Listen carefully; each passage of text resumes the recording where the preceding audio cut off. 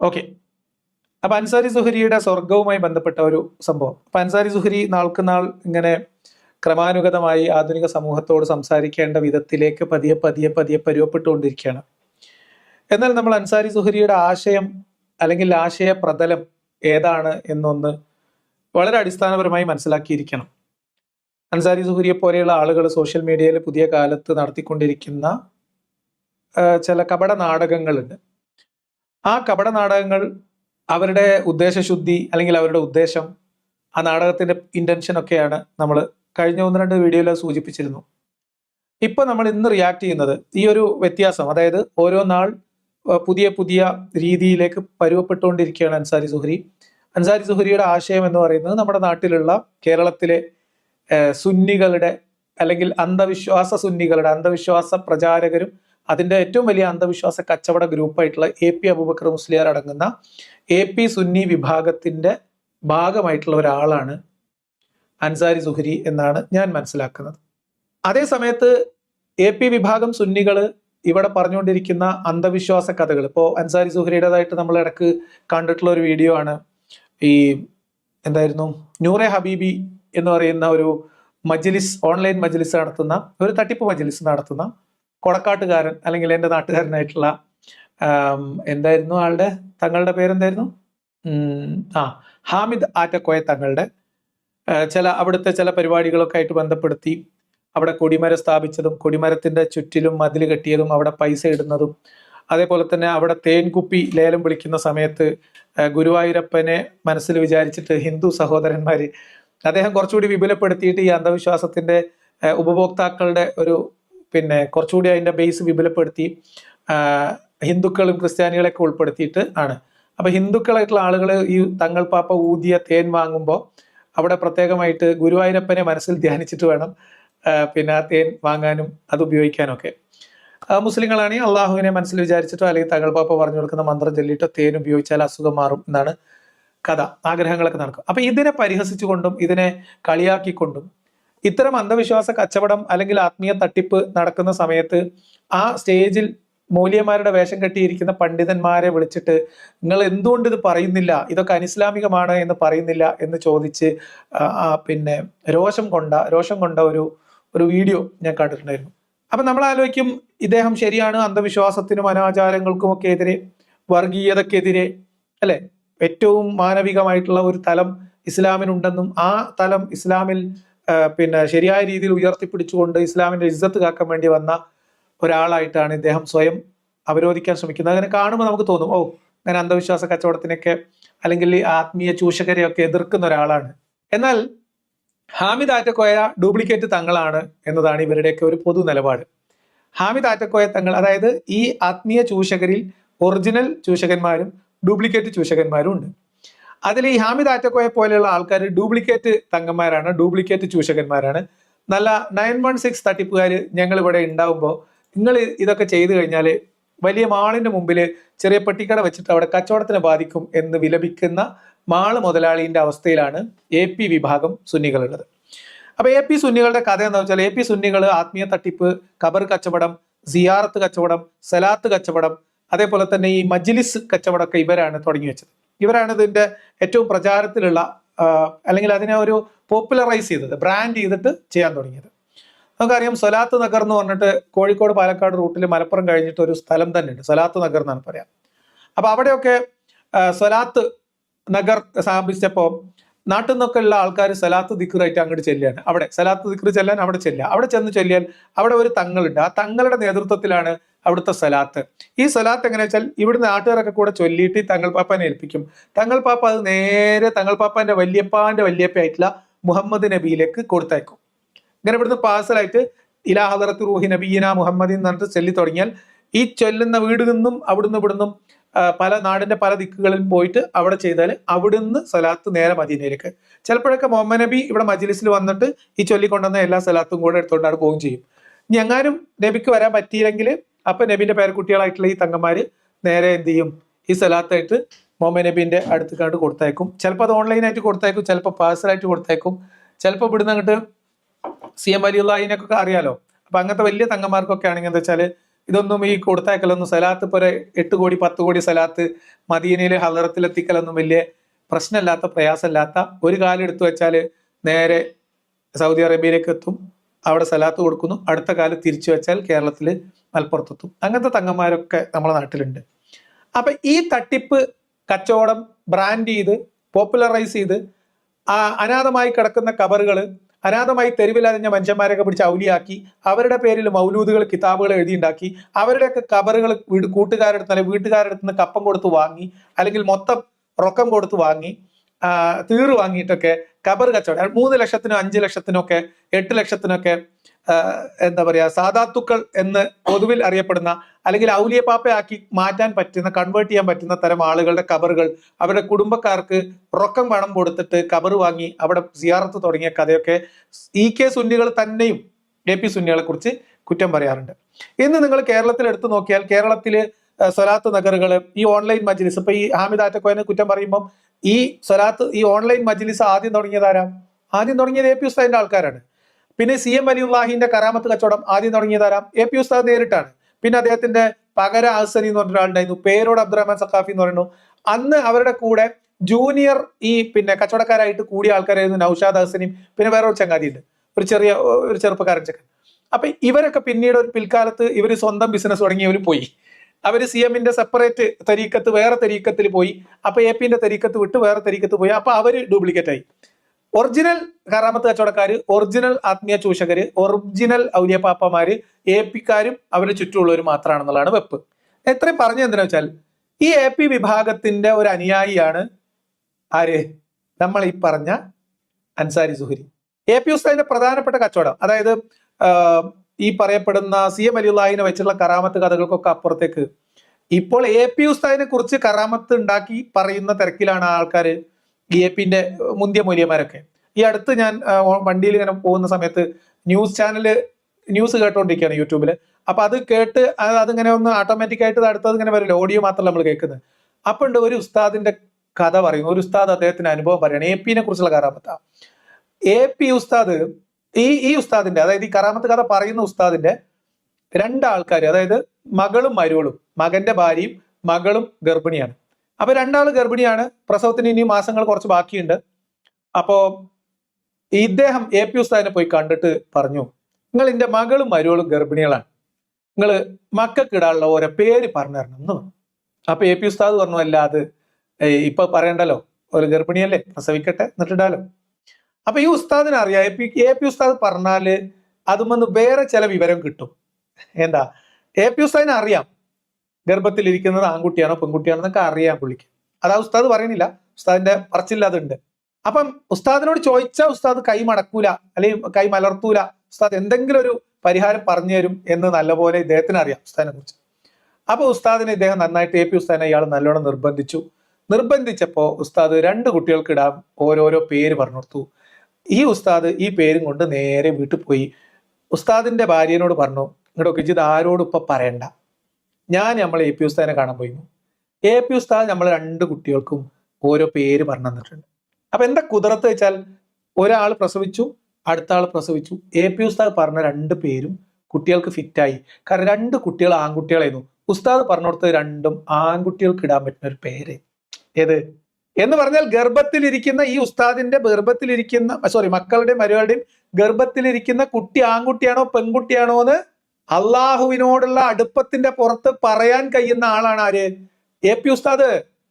അത് ഞാൻ ഉസ്താദ് റോസ്റ്റഡിൽ ആ വീഡിയോ പ്രത്യേകമായിട്ട് റോസ്റ്റ് ചെയ്ത് ചെറിയ പീസ് റോസ്റ്റ് ആക്കി തരുന്നുണ്ട്, നിങ്ങൾ കാണണം. അപ്പൊ ആ AP ഉസ്താദിന്റെ അനുയായിയാണ് ഇദ്ദേഹം. പിന്നെ AP ഉസ്താദിന്റെ മെയിൻ ബിസിനസ് നിങ്ങൾക്ക് അറിയാലോ, AP ഉസ്താദിന്റെ അടുത്താണ് കേരളത്തിൽ ആകെ ഷേറെ മുബാറക്ക് ഉള്ളത്. ഷേറെ മുബാറക്ക് പറഞ്ഞാല് മുത്ത് നബീന്റെ തിരുകേശം, അതിങ്ങനെ തലമുറ കൈമാറി ഉസ്താദിന്റെ അടുത്ത് എത്തി. ഉസ്താദ് തിരുകേശം വെക്കാൻ വേണ്ടിയിട്ടാണ് പണ്ട് എത്ര 40 കോടിയോ 400 കോടിയുടെ പള്ളി ഉണ്ടാക്കുന്ന വിവാദം ഭയങ്കര പ്രശ്നം ഉണ്ടായിരുന്നു. പിണറായി വിജയൻ പണ്ട് CPMന്റെ നേതാവായിരുന്ന സമയത്ത് ബോഡി വേസ്റ്റ് എന്ന് കുറച്ച് ആക്ഷേപിച്ച ആ മുടിയെ കുറിച്ച് ഇപ്പൊ അടുത്ത ഉസ്താദ് എന്താ പറഞ്ഞത്? ആ മുടി അതിന്റെ ഈ തിരുകേശം കിട്ടിയ സമയത്ത് ഭയങ്കര വിവാദം ഉണ്ടായിരുന്നു. പിന്നെ നമ്മുടെ APകളും EKകളും തമ്മിൽ അടി, മുജാഹിദും AP ഉസ്താദിന്റെ ആൾക്കാരും തമ്മിൽ അടി. അതിന് സനതുണ്ടോ? ഈ മുടിക്ക് സനദില്ല. മുടിക്ക് സനതുണ്ടോ ഇല്ലേ എന്നുള്ളതിന് അടി. അതായത് മുടി ഒറിജിനൽ ആണെങ്കിൽ ഞങ്ങൾക്ക് കുഴപ്പമില്ല, പക്ഷെ അത് ഒറിജിനൽ ആണോ അല്ലേ എന്നുള്ളതിൽ ഇവർക്ക് ഭയങ്കര തർക്കമായിരുന്നു. കാരണം മുഹമ്മദ് നബിയുടെ മുടി തന്നെയാണോ ഈ മുടി എന്ന് അറിയണം. അതല്ലെങ്കിൽ വല്ല ബംഗാളിൽ ആരെങ്കിലും ബ്യൂട്ടി പാർലറിൽ നിന്ന് പുറത്തിട്ട മുടിയിൽ നിന്ന് വലിപ്പം മണ്ണോ നോക്കി എടുത്തുകൊണ്ടുവന്ന മുടിയാണോ എന്നുള്ളതായിരുന്നു ഇവർ തമ്മിലുള്ള തർക്കം. ഈ തർക്കം കൊടുമ്പിരി കൊണ്ട് പ്രശ്നമായി. ഒരുപാട് സാമൂഹ്യ പ്രശ്നങ്ങൾ ഉണ്ടായി. അതുകൊണ്ട് ഒരുപാട് അന്തരീക്ഷ മലിനീകരണം, ശബ്ദ മലിനീകരണം ഒക്കെ ഉണ്ടായതാണ് ഈ മുടി. അപ്പൊ ഈ മുടി കൊണ്ടുവന്ന് ഇത് വെക്കാൻ ഒരു പള്ളി വേണം. മുത്തുനബിന്റെ മുടിയാവുമ്പോൾ അങ്ങനെ ഏതെങ്കിലും ഉള്ള പള്ളീന്റെ അല്ലെങ്കിൽ ഇലള്ളപ്പാട്ടുള്ള കഷ്ടപ്പാടും ദുരിതമുള്ള പള്ളീന്റെ എറയത്ത് വെക്കാൻ പറ്റൂലല്ലോ. അതുകൊണ്ട് ഉമ്മത്തീങ്ങളുടെ അല്ലെങ്കിൽ മുത്തുനബീനോട് ഹുബ്ബ് വെക്കുന്ന ആൾക്കാരൊക്കെ ഈ മുടി വെക്കാനുള്ള പള്ളി, ഈ മുടി സൂക്ഷിക്കുന്ന പള്ളി, അല്ലെങ്കിൽ ഭാവിയിൽ ഈ മുടി സിയാറത്ത് പള്ളിയായിട്ട് വളർത്താവുന്ന ഒരു പള്ളിക്കുള്ള പിരിവ് വേണം എന്ന് പറഞ്ഞിട്ട് പടപ്പിരിവ് നടത്തിയതും. ഇതിനെക്കുറിച്ച് നിങ്ങൾ AP ഉസ്താദിന്റെ മുടിപ്പള്ളിന്നോ മുടി എന്നൊക്കെ എഴുതിയിട്ട് നിങ്ങൾ വെറുതെ മുടി അല്ലെങ്കിൽ മുടി സുന്നി എന്നൊക്കെ എഴുതിയാൽ യൂട്യൂബിൽ നിങ്ങൾക്ക് ഒരു ആറഞ്ചാം പുറഞ്ഞാം വീഡിയോകൾ കിട്ടും. അതിൽ പ്രധാനമായിട്ട് EK സുന്നികളും AP സുന്നികളും തമ്മിലുള്ള അടി, മുജാഹിദും സുന്നികളും തമ്മിലുള്ള അടി, ഇങ്ങനെ പലതരത്തിലുള്ള അടിയാണ്. പക്ഷെ അവിടെ രസം ഞാൻ നേരത്തെ പറഞ്ഞതുപോലെ ഇത് ഒറിജിനൽ മുടിയാണെങ്കിൽ അവർക്കൊന്നും കുഴപ്പമില്ല. പക്ഷെ ഉസ്താദ് ഈ കലാപത്തെയും അല്ലെങ്കിൽ ഈ പറയുന്ന വിവാദത്തെയും ഒക്കെ അതിന്റെ മാർക്കറ്റിംഗ് സ്ട്രാറ്റജിക്ക് വേണ്ട രീതിയിൽ ഉപയോഗിക്കുകയും ഉസ്താദ് മുടി വെക്കാൻ ഇപ്പോൾ പള്ളി പണിയുകയും ഉസ്താദിന്റെ കസ്റ്റഡിയിൽ ഇരിക്കുന്ന തിരുനബിയുടെ തിരുകേശം സംസം വെള്ളത്തിൽ മുക്കിയെടുത്തിട്ട് ആ വെള്ളം വലിയ ബക്കറ്റിലേക്ക് ഒഴിച്ചിട്ട് അത് പിന്നെ വലിയ ടാങ്കിലേക്ക് ഒഴിച്ചിട്ട് അങ്ങനെ മുടി മുക്കിയ വെള്ളം കലർത്തിയ വെള്ളം കുപ്പിയിലാക്കി കൊടുക്കും, ബർക്കത്തെടുക്കാൻ കൊടുക്കും. അപ്പം മുത്തുനബിന്റെ മുടിയല്ലേ AP ഉസ്താദിന്റെ അടുത്ത് കിട്ടുമല്ലേ, AP ഉസ്താദിന്റെ മുകളിൽ ഊതും ചെയ്യും. ഏതാ നബിന്റെ മുടി മുക്കിയ വെള്ളത്തിൽ എന്തിനാണ് AP ഊതുന്നത് എനിക്കറിയില്ല, അത് വിശ്വാസികൾ ആലോചിക്കാം. ഇനി ഇങ്ങനെ മുടി മുക്കി അവസാനം AP ഉസ്താദ് പിന്നെ ഈ പറഞ്ഞ പോലെ അതിൽ ഊതി അത് കുപ്പിയിലാക്കി കൊടുക്കുമ്പോൾ മുടി, നബിന്റെ മുടി, APന്റെ ഊത്ത്, സംസം വെള്ളം ഇതെല്ലാം കൂടെ ആകുമ്പോൾ അതിനൊരു ചെലവുണ്ടല്ലോ, അതിനൊരു വില ഉണ്ടല്ലോ. അപ്പോൾ 500, 1000, 5000, 20,000, 30,000 രൂപക്കൊക്കെ ഈ വെള്ളക്കുപ്പികൾ ആൾക്കാർ ഇങ്ങനെ സദക്ക ഹദിയ കൊടുത്തിട്ടുണ്ട്. ഒരു വില MRP ഇട്ട് കൊടുത്തതല്ല, ഈ ബർക്കത്ത് എടുക്കാൻ വേണ്ടി കൂടുതൽ പൈസ കൊടുത്താൽ കൂടുതൽ ബർക്കത്ത് കിട്ടും. 1 ലിറ്ററിന്റെ വെള്ളമായാലും 1/2 ലിറ്ററിന്റെ വെള്ളമായാലും ഒന്നും കുഴപ്പമില്ല. അപ്പൊ ഇങ്ങനെ കച്ചവടം ചെയ്തിരുന്ന ആള്, പിന്നെ AP ഉസ്താദിന്റെ പ്രത്യേകത അറിയാലോ, AP ഉസ്താദ് കച്ചവടം നന്നായിട്ട് അറിയാവുന്ന ആളാണ്. മാത്രമല്ല AP ഉസ്താദിന്റെ ബിസിനസ് ഒക്കെ നന്നായിട്ട് പഠിച്ച ഒരു ഉസ്താദാണ്, മകനാണ് ഇപ്പൊ ഈ കച്ചവടങ്ങളൊക്കെ കൊണ്ടു നടക്കുന്നത്. അപ്പോൾ ഇത് നമ്മൾ ഈ മാനുഫാക്ചറിങ് ബിസിനസ് ചെയ്യുന്ന ആൾക്കാർക്ക് അറിയാം, ഈ R&D എന്ന് പറയുന്നത് ഭയങ്കര പ്രധാനപ്പെട്ട ഒരു സാധനമാണ്, റിസർച്ച് ആൻഡ് ഡെവലപ്മെന്റ്. അപ്പൊ നിങ്ങളുടെ കയ്യിൽ ഒരു പ്രൊഡക്റ്റ് ഉണ്ട് എങ്കിൽ നിങ്ങൾ ഇങ്ങനെ ആ പ്രൊഡക്റ്റ് തന്നെ വിറ്റുകൊണ്ടിരുന്നിട്ട് കാര്യമില്ല. നിങ്ങൾ ആ പ്രൊഡക്റ്റിനെ നിങ്ങൾ മോഡിഫൈ ചെയ്യണം, മാറ്റിക്കൊണ്ടിരിക്കണം. അപ്പൊ നമ്മൾ ചെറുപ്പം മുതൽ കേൾക്കാൻ തുടങ്ങിയതാണല്ലോ ഈ കോൾഗേറ്റിന്റെ പരസ്യം. ഇപ്പോഴും കൗതുകമുള്ള പുതിയ പുതിയ കോൾഗേറ്റുകളാണല്ലോ, പുതിയ സംഗതികളാണോ വല്ലേ എന്നതുപോലെ വെറുതെ മുടി നബിന്റെ മുടിയെടുത്ത് സംസം വെള്ളത്തിൽ മുക്കി AP ഉസ്താദ് ഇങ്ങനെ ഊതി കൊടുത്താൽ അതിനൊരു വെറൈറ്റി ഇല്ലല്ലോ.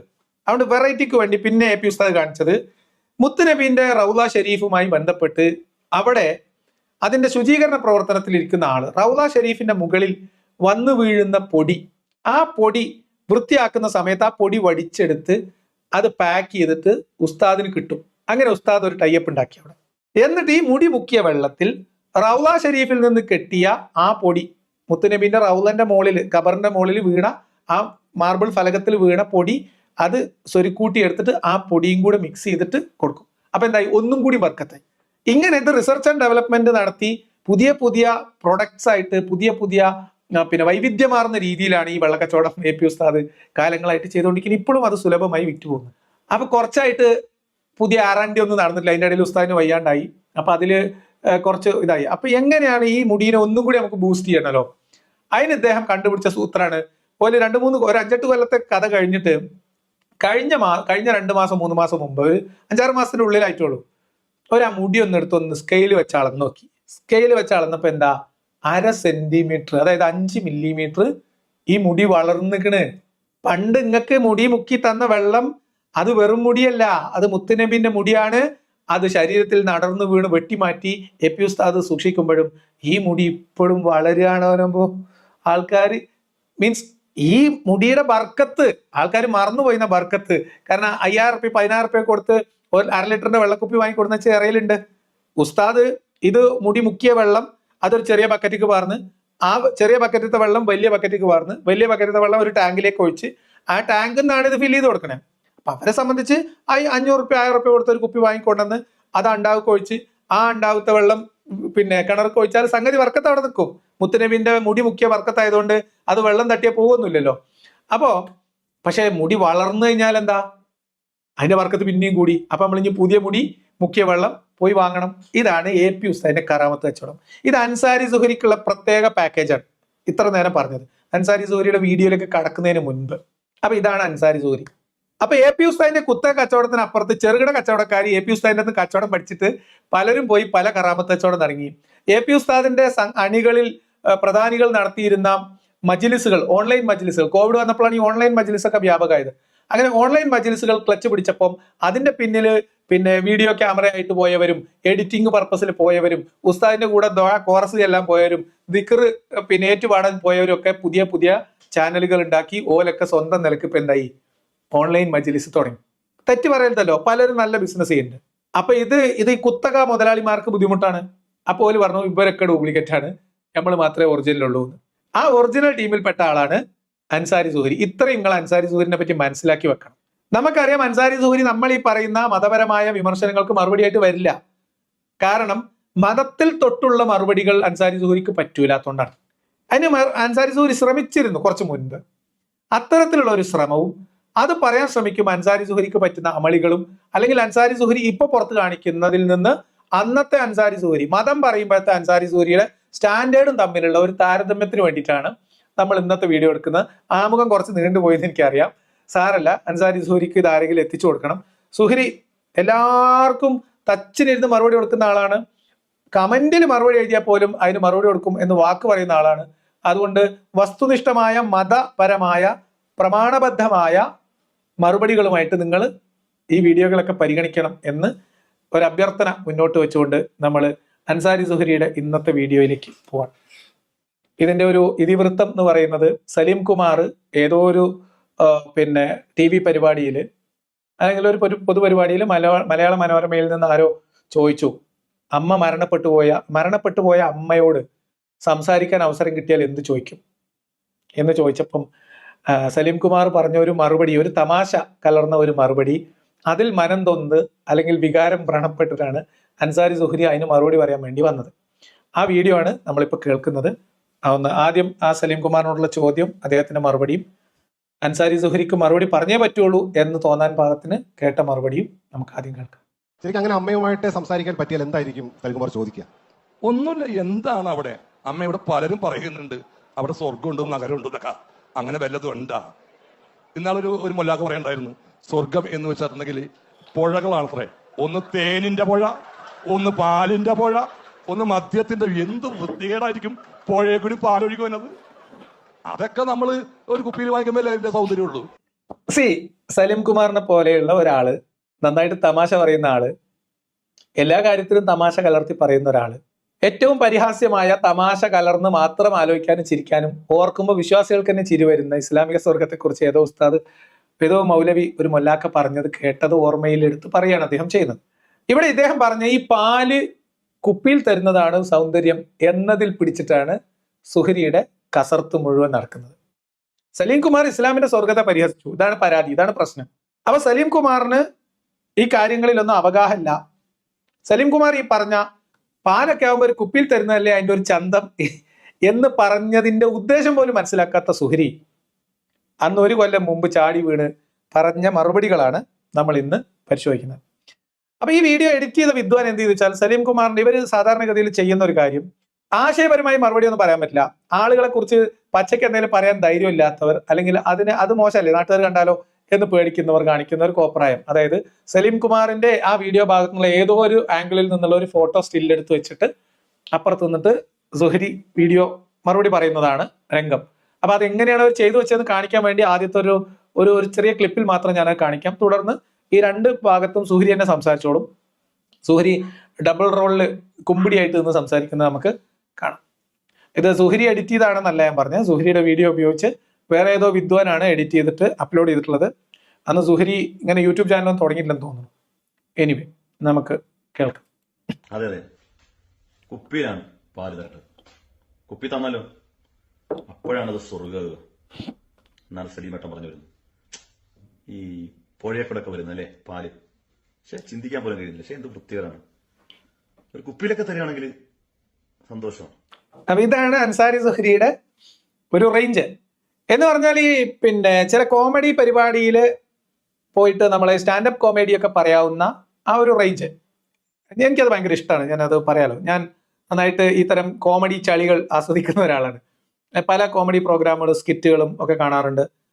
എന്തുകൊണ്ടോ എനിക്ക് പിന്നെ സ്റ്റാൻഡപ്പ് കോമഡി പറയുന്നത് കേട്ടിരിക്കാൻ എനിക്ക് ഇഷ്ടമല്ല. പക്ഷെ അതിനകത്തൊരു ആക്ഷൻ റിയാക്ഷൻ, ഒരു ഗിവ് ആൻഡ് ടേക്ക്, അങ്ങനത്തെ കൗണ്ടർ പരിപാടികളല്ലല്ലോ. അപ്പൊ അതുകൊണ്ട് ഈ കഥ പറയുന്ന ആളുടെ ഭാവനയിലുള്ള സാധനം നമ്മൾ വേറെ ആലോചിച്ചിരിക്കണം. അപ്പൊ അതുകൊണ്ട് എന്നെ സംബന്ധിച്ച് സ്കിറ്റുകളാണ് ഇഷ്ടം. പിന്നെ ഒരു ചിരി, ഇരുചിരി, ബമ്പർ ചിരി മുമ്പ് പണ്ട് കണ്ടിരുന്നു. ഇപ്പം ഇത് ഐറ്റം വേറെ എന്ന് പറയുന്ന വീഡിയോയിലെ ഉള്ള സ്കിറ്റുകൾ, 3 പേരുള്ള സ്കിറ്റുകൾ, ഇതൊക്കെ കണ്ടിട്ടാണ് ഞാൻ എൻ്റെ ഒരു ദിവസം അവസാനിപ്പിക്കുന്നത്. നമ്മൾ ഈ പറഞ്ഞ ഈ വീഡിയോ ക്രിയേഷനും കാര്യങ്ങളൊക്കെ കഴിഞ്ഞ് കിടക്കുമ്പോൾ റിലാക്സ്ഡ് ആയിട്ട് ഇത്തരം ചളികളൊക്കെ കാണുന്ന ഒരാളാണ്. അപ്പൊ ഇത്തരം മോണോ ആക്ട് കലർന്ന ഇത്തരം ചളികളൊക്കെ എനിക്ക് ഇഷ്ടമാണ്. പക്ഷെ അൻസാരി സുഹരി ഒരു ഇസ്ലാമിക വിഷയത്തിൽ പ്രതിരോധം തീർക്കാൻ ഇത്തരം പാൽക്കുപ്പി ചളിയായിട്ട് വന്നിട്ട് കാര്യമുണ്ടോ?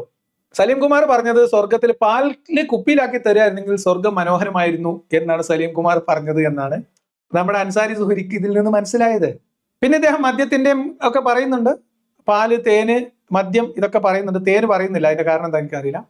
അപ്പൊ ഇനി ഇദ്ദേഹം ഇതിനെ ലോജിക്കലായിട്ട് ഒന്ന് അനലൈസ് ചെയ്യാണ്. പക്ഷെ കുപ്പിയിലാണ് പാല് തരാമെന്ന്, സ്വർഗീയ സന്തോഷങ്ങളിൽ വലുത് കുപ്പിയിൽ പാല് തരുമെന്നാണെങ്കിൽ അപ്പ സലീമേട്ടൻ എന്താ പറയുക? അപ്പ സലീമേട്ടൻ പറയുന്ന മറുപടി ഇതാണ്: 10-60 വർഷം ഈ ഭൂമിയിൽ ജീവിച്ച് മാതാപിതാക്കളെ നോക്കി, സന്താന പരിപാലനം നടത്തി, മദ്യപിക്കാതെ, വ്യഭിചരിക്കാതെ, നാട്ടുകാർക്ക് ശല്യമില്ലാതെ ജീവിതത്തിൽ അധ്വാനിച്ചുണ്ടാക്കിയ സമ്പത്തിന്റെ നല്ലൊരു ശതമാനം ദാനം ചെയ്ത് ഏറ്റവും ഉത്കൃഷ്ടനായി ഈ ഭൂമിയിൽ ജീവിച്ച അവസാനം ഞാനിവിടെ കിടന്ന് കഷ്ടപ്പെട്ടതിന് എനിക്ക് തന്നത് ഒരു കുപ്പി പാലാണ് പോലും. എന്താ അവസ്ഥയല്ലേ മനുഷ്യൻ്റെത്? ഇതാണോ ദൈവം? ഈ ഒരു കുപ്പി പാല് തരാൻ വേണ്ടിയാണോ ഈ ദൈവം നമ്മളെ ഈ ഭൂമിയിൽ കൊണ്ട് ഈ കഷ്ടപ്പാടൊക്കെ പെടുത്തിയത്? See not the point. ഈ കഷ്ടപ്പാടൊക്കെ പെടുത്തിയത് ഭൂമിയിലെ കഷ്ടപ്പാട് എന്താണ്? ഭൂമിയിലെ കഷ്ടപ്പാട് എന്ന് ഇദ്ദേഹം വിശദീകരിക്കുന്നുണ്ട് കേട്ടോ. ആൾക്കാർ എങ്ങനെയാണ് കഷ്ടപ്പെട്ടത് എന്നൊക്കെ വിശദീകരിക്കുന്നുണ്ട്. അപ്പൊ ഇദ്ദേഹം ഒരു കാര്യത്തെ അനലൈസ് ചെയ്യുമ്പോൾ ഒരു അറ്റ്ലീസ്റ്റ് നമ്മൾ ഒരാളെ, ഇപ്പൊ നമ്മൾ ബാസിലിന്റെ കേസിൽ പറഞ്ഞ ഒരു പരിഹസിക്കാൻ വേണ്ടി ബയോളജി ടീച്ചറെ എന്ന് വിളിക്കുമ്പോൾ അത് പരിഹാസമാണ് എന്ന് മനസ്സിലാക്കാനുള്ള ഒരു സെൻസ് വർക്ക് ചെയ്യുന്നില്ലെങ്കിൽ ഭയങ്കര പ്രശ്നമാണ്. അപ്പൊ അത് തന്നെയാണ് ഇവിടെ സംഭവിക്കുന്നത്. ഇവിടെ പാൽക്കുപ്പിയുടെ കഥയാണ് സലീം പറഞ്ഞത്. ആകെ സലീം കുമാറിന്റെ പ്രശ്നം പാല് പുഴയിൽ ഒഴുക്കി തരുന്നു, കുപ്പിയിലാക്കി തന്നൂടായിരുന്നോ എന്നുള്ളതാണ് എന്നാണ് ഇദ്ദേഹം പറയുന്നത്. അപ്പൊ ഇനിയിപ്പോ പാല് ഇപ്പൊ കുപ്പിയിലാക്കി തരും എന്ന് പറഞ്ഞാൽ സലീം കുമാർ പറയാ ഒരു കുപ്പി പാല്, അപ്പൊ ഒരു കുപ്പി പാലാണ്. അപ്പൊ ഈ ഒരു കുപ്പി പാലിന് വേണ്ടിയിട്ടാണോ കഷ്ടപ്പെട്ടത്? അതിപ്പോ നമ്മളെ നന്ദിനി പശി നമുക്ക് അവിടെ പാല് തന്നിരുന്നല്ലോ എന്ന് പറയും. അത് മാത്രമല്ല, അതിനകത്തൊരു പ്രശ്നമുണ്ട്. അതായത് ഭൂമിയിലിട്ട് ഇങ്ങനെ അള്ളാനെ കഷ്ടപ്പെടുത്തിയത് അള്ളാഹ് തരുന്ന ഈ ഒരു കുപ്പി പാലിന് വേണ്ടിയിട്ടാണോ എന്ന് മനുഷ്യർക്ക് നിരാശ ഉണ്ടാവാനുള്ള സാധ്യതയും. അപ്പൊ എന്താണ് കഷ്ടപ്പാട്? അപ്പൊ സലീം കുമാറിനോട് ഇത്രയും കാര്യത്തിൽ, സലീം കുമാർ പറഞ്ഞതിന് ഇത്രയും ആഴത്തിൽ മനസ്സിലാക്കിയ സുഹരി സലീം കുമാറിന് ഇനി ഇച്ചിരി ക്ലാസ് എടുത്തു കൊടുക്കുന്ന ഒരു രംഗം അതുകൂടി നമുക്കൊന്ന് കാണാം. എത്രയോ ആളുകൾ രോഗം കൊണ്ടും പ്രയാസം കൊണ്ടും ഒക്കെ വിഷമിക്കുന്നുണ്ട്. ദൈവം അവരോട് പറഞ്ഞു, നിങ്ങൾ ക്ഷമിക്കൂ, നിങ്ങൾ ക്ഷമിച്ചാൽ നിങ്ങൾക്ക് അതിന്റെ പ്രതിഫലം നിങ്ങൾ ആഗ്രഹിക്കുന്നതിനൊക്കെ അപ്പുറമാണെന്ന്. ആ മനുഷ്യര് ഈ രോഗവും പ്രയാസവും പലതും കൊണ്ട് വിഷമിക്കുന്ന മനുഷ്യര് ഒടുവിൽ ഈ ഭൂമിയിൽ അതിനോടൊക്കെ മല്ലിട്ട് ക്ഷമിച്ച് അവസാനം മരിച്ചു ചെല്ലുമ്പോൾ അവർക്ക് കൊടുക്കുന്ന ഒരു ഉപ്പിപ്പാല്. ഇതിനാണെങ്കിൽ ഇവിടെ കഷ്ടപ്പെടുന്ന കാര്യമുണ്ടോ? ഇതിവിടെ കിട്ടൂലേ? അല്ല എന്റെ സൂര്യ, ഇവിടെ കിട്ടാത്ത എന്താ ഇപ്പൊ അവിടെ ഉള്ളത്? അത് പോകട്ടെ, അത് വേറെ ചോദ്യം. ഇദ്ദേഹം പറയുന്നു അള്ളാഹു എന്ന് പറയുന്നത് ഇവിടെ കുറെ ആൾക്കാർ അസുഖവും ദീനവും കഷ്ടപ്പാടും ബുദ്ധിമുട്ടും നരകയാതനയും അനുഭവിക്കുകയാണ്. അപ്പൊ ഓൽക്ക് അള്ളാഹ്ക്ക് ഇവിടെ ഒന്നും ചെയ്തു കൊടുക്കാൻ വയ്യ. അപ്പൊ അള്ളാഹ് പറഞ്ഞു നിങ്ങൾ ക്ഷമിക്ക്. എന്ത് ക്ഷമിക്കണ്? വയറ്റില് മുഴയാണ്, തലയിൽ ട്യൂമറാണ്, അസുഖമാണ്, അപകടമാണ്, ഹജ്ജിന് പോയാൽ തലയിൽ ക്രെയിൻ വീഴാണ്. അപ്പൊ ഇങ്ങനത്തെ ദുരിതത്തിൽ, പ്രശ്നത്തിൽ, പ്രയാസത്തിൽപ്പെട്ട ആൾക്കാരൊക്കെ നോക്കിയിട്ട് അള്ളാഹ് പറഞ്ഞു നിങ്ങൾ ക്ഷമിക്ക്, ഇങ്ങൾക്കുള്ളതൊക്കെ ഞാൻ ഇവിടെ റെഡിയാക്കി വെച്ചിട്ടുണ്ട്. അങ്ങനത്തെ ആൾക്കാര് ഇദ്ദേഹം പാൽക്കുപ്പിമെന്ന് ഇപ്പോഴും പിടിവിട്ടിട്ടില്ല കേട്ടോ. അങ്ങനത്തെ ആൾക്കാരൊക്കെ അവിടെ ചെന്ന് കഷ്ടപ്പെട്ട അള്ളാന്റെ വാക്കും വിശ്വസിച്ച് ചെന്നാൽ ആകെ കിട്ടുന്നത് ഒരു കുപ്പി പാലാണോ? ഇപ്പൊ എവിടെ എത്തി? സലീം കുമാർ പറഞ്ഞ പരിഹാസം മനസ്സിലായില്ല എന്ന് മാത്രമല്ല, അതിനെ വക്രീകരിച്ച് അത് ഒരു കുപ്പി പാലിലേക്ക് ചുരുക്കി, അതായത് ആദ്യം പാല് കുപ്പിയിലാക്കി, പിന്നെ ആ പാൽ കുപ്പി ഒരെണ്ണമാക്കി ചുരുക്കി ഇദ്ദേഹം ഈ കഷ്ടപ്പാടിനൊക്കെ പരിഹാരമായിട്ട് ഈ ഒരു കുപ്പി പാല് മതിയോ, 1 ലിറ്റർ പാല് നമുക്ക് ഇവിടെ കിട്ടൂലേ എന്നാക്കി. അപ്പൊ ഇദ്ദേഹം കാര്യങ്ങൾ മനസ്സിലാക്കാൻ കഴിവില്ലാത്ത ആളാണ് നല്ല എന്ന് മനസ്സിലാക്കേണ്ടത്, വക്രീകരിക്കാൻ നല്ല വൈഭവമുള്ള ആളാണ് എന്നാണ് നമ്മൾ മനസ്സിലാക്കുന്നത്. അതുകൊണ്ടാണ് നമ്മൾ സുഹരിയെ ഒന്ന് വട്ടത്തിൽ പിടിക്കാം എന്ന് തീരുമാനിച്ചിട്ടുള്ളത്. കാപട്യം ഒഴിവാക്കും. എന്താണ് AP വിഭാഗം സുന്നികളുടെ അഖീദ? എന്താണ് അവരുടെ നിലപാട്, എന്താണ് അവരുടെ ഇസ്ലാമിക വിഷയത്തിലുള്ള വീക്ഷണം, അതിങ്ങോട്ട് പച്ചക്ക് പറയാ, അതാ സംസാരിക്കുക. അതിന് സുഹരിയെ നമ്മൾ പ്രാപ്തനാക്കുക എന്നതാണ് നമ്മുടെ ഉദ്യമം. നമുക്ക് നോക്കാം, ശ്രമിച്ചു നോക്കാം. അപ്പൊ അങ്ങനെ ഒരു കുപ്പി പാലിലേക്ക് അള്ളാഹിന്റെ സ്വർഗത്തിനെ സുഹരി എന്നെ കൊണ്ടുപോയി ചുരുക്കിയിട്ട് അത് അനീതിയാണ് എന്ന് വരുത്തി തീർത്തു. ഇനി ഇതൊക്കെ പറയുമ്പോൾ സലീം കുമാർ ശ്രദ്ധിക്കേണ്ട ഒരു കാര്യം, മുസ്ലിങ്ങളെ സ്വർഗം പറഞ്ഞ് പരിഹസിക്കുമ്പോൾ സലീം കുമാർ ഓർക്കേണ്ട ഒരു കാര്യം ഉണ്ടായിരുന്നു. സ്വർഗം എന്ന് പറഞ്ഞ എന്താണ്? ഇവിടെ ഉള്ളതിനേക്കാൾ ഇവിടെ നമുക്ക് ലഭിക്കാത്തതിന്റെ അപ്പുറമുള്ള അനുഭൂതിയും സന്തോഷവും തരുന്നതാണ് സ്വർഗം എന്നുള്ളത്. സലിംമാറേട്ട ഒരു കുപ്പി പാലിന് വേണ്ടിയാണെങ്കിൽ പിന്നെ അങ്ങോട്ട് പോകേണ്ട കാര്യമുണ്ടാ? ആ ദൈവം ഇത്രയും ദാരിദ്ര്യം പിടിച്ചവനാണ്, വേണമെങ്കിൽ അങ്ങോട്ട് കൊടുക്കാൻ 3-4 കുപ്പി പാല്. ദൈവത്തിന്റെ ദാരിദ്ര്യം പിടിച്ചവന് മാത്രമല്ല, ദൈവം ആകെക്കൂടെ ഒരു നൂലാമാല പിടിച്ച ഒരു ഹലാക്കായിട്ടാണ് എനിക്ക് തോന്നിയിട്ടുള്ളത് ഇസ്ലാമിലെ ദൈവം. ഇപ്പൊ സുഹരി എന്നെ നേരത്തെ പറഞ്ഞ ഈ കഷ്ടപ്പാട് ദുരിതമൊക്കെ കൊടുത്ത് മനുഷ്യന്മാരായിട്ട് നരകയാതന അനുഭവിച്ചിട്ട് ആ വേദന സഹിച്ചുകൊണ്ട് നിൽക്കുന്ന മനുഷ്യന്മാരോട് പറയാണ്, നിങ്ങൾ ക്ഷമിക്ക്, ഇങ്ങൾക്ക് ഞാൻ തരാന്ന്. അതാണ് ദൈവം. മാത്രമല്ല ദൈവം ഒരു സാഡിസ്റ്റ് ആണ്. ഇസ്ലാമിലെ സ്വർഗ നരക സിദ്ധാന്തം അനുസരിച്ച് ഇസ്ലാമിലെ ദൈവം എന്ന് പറഞ്ഞാൽ പക്ക സൈക്കോ ആയിട്ടുള്ള ഒരു സാഡിസ്റ്റ് ആണ്. നിങ്ങൾ എങ്ങനെ വേണമെങ്കിൽ പരിശോധിച്ചോളൂ. അള്ളാഹുവിന് കരാറുള്ളത് സ്വർഗവുമായിട്ടല്ല നരകവുമായിട്ടാണ്. അള്ളാഹു മനുഷ്യന്മാരെ ഉണ്ടാക്കിയ തന്നെ നരകത്തിലിട്ട് പൊരിക്കാനാണ്. ഇതെന്റെ ആക്ഷേപമാണ്. ആണെന്ന് ഞാൻ തെളിയിച്ചു തരാം, സുഹരി വന്നാൽ മതി അല്ല എന്ന് പറഞ്ഞിട്ട്. അള്ളാഹ് ഖുറാനിൽ പറയും, ഞാൻ നിങ്ങളെ സൃഷ്ടിച്ചത് എനിക്ക് ആരാധന ചെയ്യാൻ വേണ്ടി മാത്രമാണെന്ന്. പക്ഷെ നരകത്തിനോട് അതിന് മുമ്പേ അള്ളാഹ്ക്ക് വാക്കുണ്ട്, എന്ത്? മനുഷ്യരിലും ജിന്നിലും പെട്ട ഭൂരിപക്ഷം ആൾക്കാരെ കൊണ്ട് നിന്റെ വയറ് ഞാൻ നിറച്ചു തരാന്ന്. അപ്പൊ അതൊക്കെ നമുക്ക് അറിയാം. അപ്പൊ അള്ളാഹു ആരാണെന്നുള്ളതിനെ കുറിച്ച് സുഹരിയുടെ വീക്ഷണം സുഹരി പറഞ്ഞോളി. നമുക്ക് സലീം കുമാറിനുള്ള ട്യൂഷനിലേക്ക്. നമ്മൾ ആഗ്രഹിക്കുന്നതിന്റെ നമ്മൾ പ്രതീക്ഷക്കൊക്കെ അപ്പുറം നൽകുമ്പോഴല്ലേ അതിന് അനുഭൂതിയെന്നും അല്ലെങ്കിൽ സ്വർഗത്തിന്റെ അനുഭൂതി എന്നൊക്കെ പറയാൻ കഴിയുക. ഒരു കുപ്പി പാലിന് വേണ്ടി നമ്മൾ സ്വർഗത്തിൽ പോണ കാര്യമുണ്ട? അപ്പൊ നിങ്ങൾ ഈ പറഞ്ഞ പോലത്തെ ഒരു കുപ്പി പാലൊന്നുമല്ല. അങ്ങനെ പാലിപ്പൊ കുപ്പിയിലാക്കി തന്നോണ്ട് അനുഭൂതി ആവില്ലല്ലോ. സ്വർഗത്തിലെ അനുഭൂതി എന്നൊക്കെ പറഞ്ഞ അമ്മണി വലിയ അനുഭൂതിയാണ് എന്നാണ് സുഹരിയുടെ വർത്താനം. ശരി, എന്തപ്പോ സ്വർഗത്തിലെ അനുഭൂതിയെ കുറിച്ച് നമ്മൾ മുജാഹിദുകളുടെ സ്വർഗം പറയുന്ന സമയത്ത് വിശദമായി പറഞ്ഞിട്ടുണ്ട്. നമ്മളെല്ലാവരും അബൂബക്കർ അൽ ഖാസിമിമാരല്ലാത്തതുകൊണ്ട് നമുക്ക് പറയാൻ ഇച്ചിരി ലജ്ജയുണ്ട്. ഇപ്പൊ പറയുന്നില്ല, ആവശ്യമുണ്ടെങ്കിൽ പറയാം. സസ്നേഹം സലീമത്തിന്റെ ഒരു കാര്യം പറയാണ്, ബഹുമാനമാണ് നിങ്ങളോട്, നിങ്ങളുടെ പല നിലപാടുകളോടും നിങ്ങളുടെ ആറ്റിറ്റ്യൂഡുകളോടൊക്കെ നമുക്ക് വളരെയേറെ ഇഷ്ടമാണ്. നല്ലൊരു വ്യക്തിത്വമാണ് നമ്മൾ മനസ്സിലാക്കുന്നത്. അതുകൊണ്ട് തന്നെ ആ ആദരവെല്ലാം നിലനിർത്തിക്കൊണ്ട് തന്നെ പറയാണ്, സലീമേട്ട എന്തിനാണ് ഈ മറ്റുള്ളവന്റെ വിഷയത്തിൽ നമ്മൾ ആശങ്കപ്പെടുന്നത്? ഈ സ്വർഗത്തിന്റെ അനുഭൂതികളെ കുറിച്ച് വിശ്വസിക്കുന്ന ഒരു സമൂഹമുണ്ട്. ആ സമൂഹത്തെ സ്വർഗീയ അനുഭൂതിയുടെ പേരിൽ അവിടെ അതുണ്ട്, അവിടെ ഇതുണ്ട് എന്നൊക്കെ പറഞ്ഞ് നമ്മൾ പരിഹസിക്കുമ്പോഴും ഇതൊക്കെ ലഭ്യമാകണമെങ്കിൽ എന്ത് ചെയ്യണമെന്നാണ് ആ സമൂഹത്തോട് ദൈവം പറഞ്ഞതെന്ന് ഏതെങ്കിലും ഘട്ടത്തിൽ സലീമേട്ടൻ പഠിച്ചിട്ടുണ്ടോ? ഇപ്പൊ എങ്ങനെയുണ്ട്? അതായത് സ്വർഗം, ഇപ്പൊ അള്ളാഹുവിന്റെ ഇസ്ലാമിന്റെ സ്വർഗത്തെ കുറിച്ച് മൗലിയാരി പറഞ്ഞത് കേട്ട് നിങ്ങൾ എന്തിനാണ് അതിൽ ബേജാറാവുന്നത്? സ്വർഗത്തെ കുറിച്ച് പറയുന്നതിന് മുമ്പ് അത് ആർക്കുള്ളതാണ്, ആ സ്വർഗം കിട്ടണമെങ്കിൽ എന്ത് ചെയ്യണം എന്ന് സലീമേട്ടൻ അറിയോ എന്നാണ് ചോദ്യം. ഇല്ല, അറിയില്ല. ഉസ്താദ് പറഞ്ഞവരോട് കേട്ടോളി. സ്വർഗത്തിൽ ചെന്നാൽ തേനിന്റെ പുഴ, പാലിന്റെ പുഴ, ഇതൊക്കെ നിങ്ങൾക്ക് ലഭിക്കും എന്ന് വേദഗ്രന്ഥങ്ങളിൽ പറയുന്നു. ഇത് ലഭിക്കുന്നത് പറഞ്ഞാൽ ഒരു മനുഷ്യൻ അങ്ങോട്ട് മരിച്ചു എന്ന ഉടനെ ഇങ്ങോട്ട് കൊടുക്കുക എന്നുള്ളതല്ല, മറിച്ച് ഇത് ആർക്കാണ് തരാമെന്ന് പറഞ്ഞത്, ആരോടാണ് വാഗ്ദത്തം ചെയ്തത്, എന്ത് ചെയ്തെങ്കിലാണ് ഇതൊക്കെ നിങ്ങൾക്ക് ലഭിക്കുമെന്ന് ഈ വേദം നിങ്ങളോട് പറഞ്ഞത്?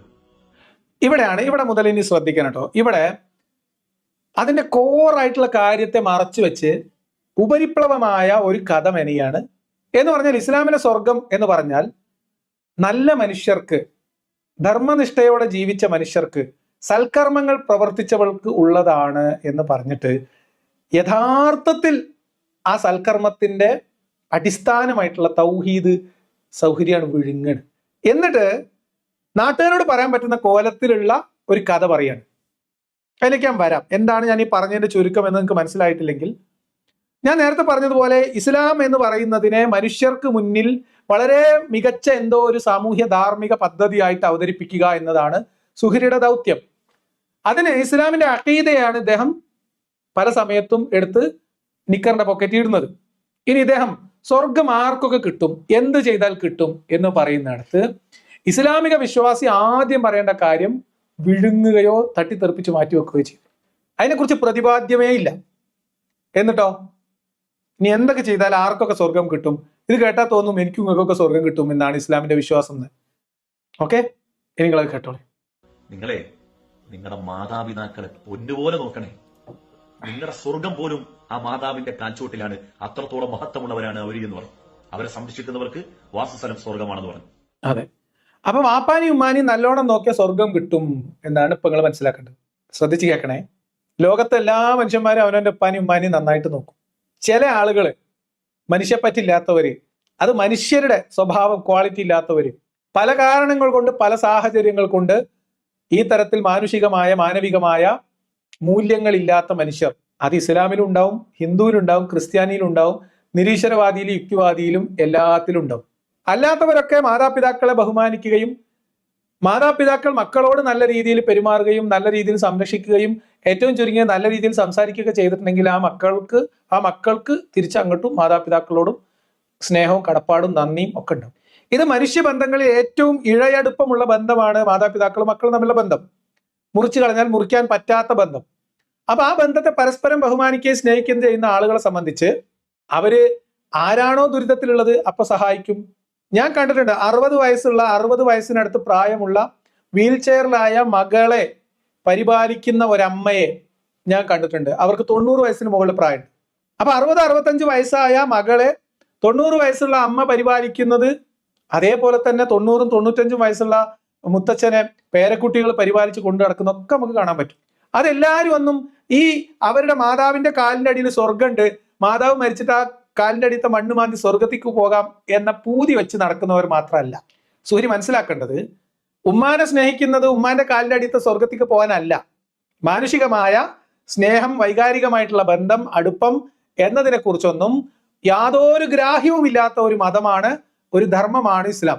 ഇസ്ലാമിലെ എല്ലാ ബന്ധങ്ങളും ഇൻക്ലൂഡിങ് മാതാപിതാക്കളുമായിട്ടുള്ള ബന്ധം പോലും മതവിശ്വാസവുമായി ബന്ധപ്പെട്ട് ഏറ്റക്കുറച്ചിലുകൾ ഉള്ളതാണ്.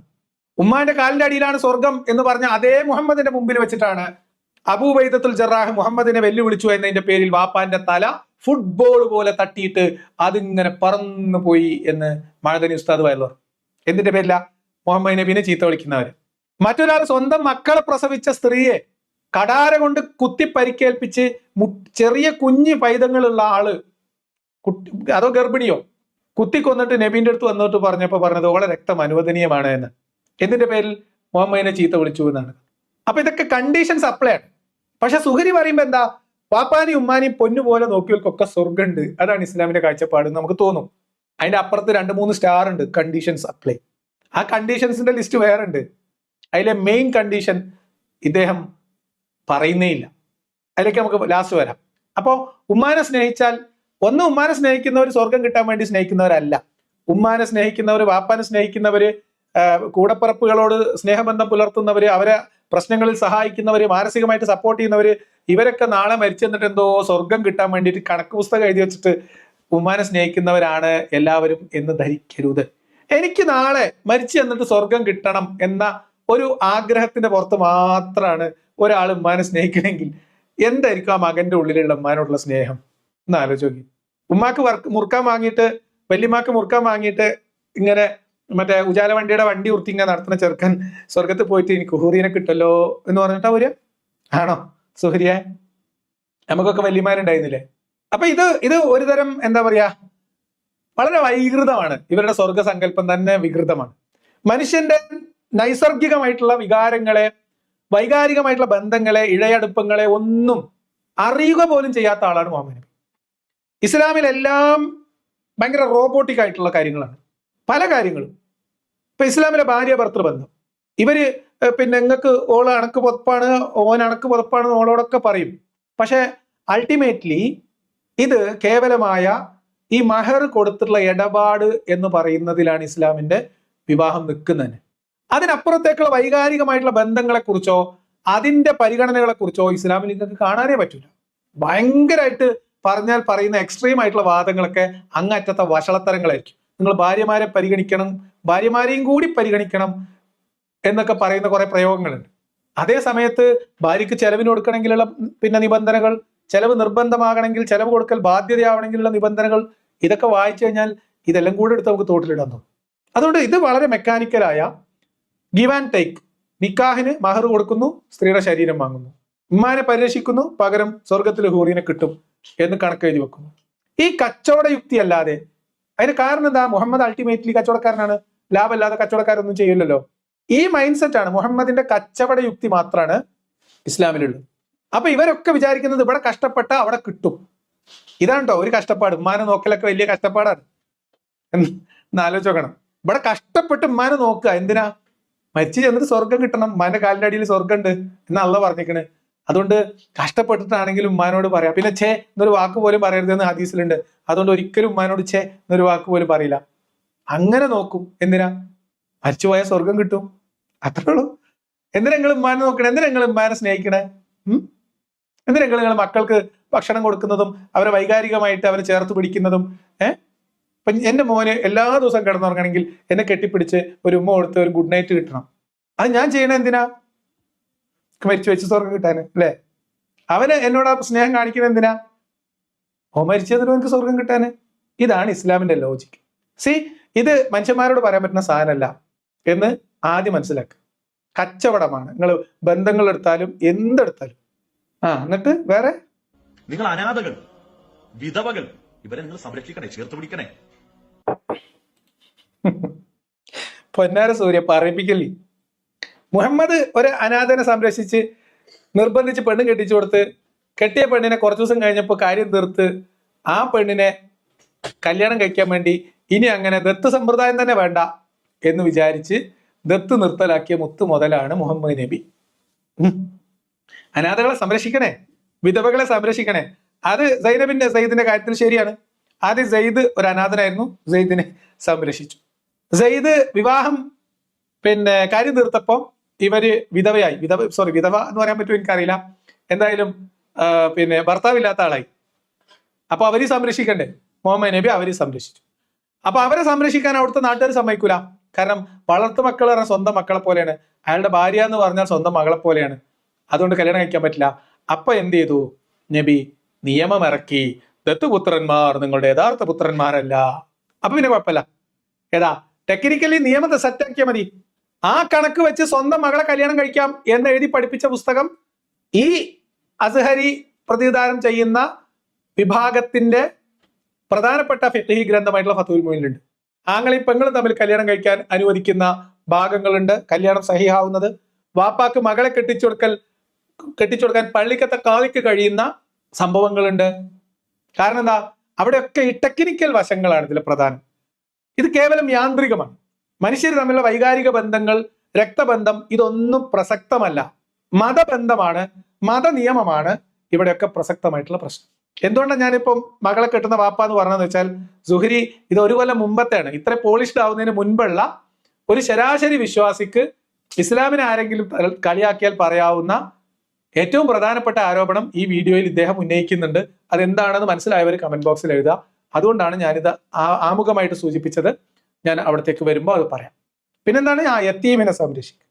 നിങ്ങൾ മദ്യപിക്കരുത്. മദ്യപാനം കൊണ്ട് നിങ്ങൾക്ക് മാത്രമല്ല സമൂഹത്തിന് മുഴുവൻ ദ്രോഹമാണ്.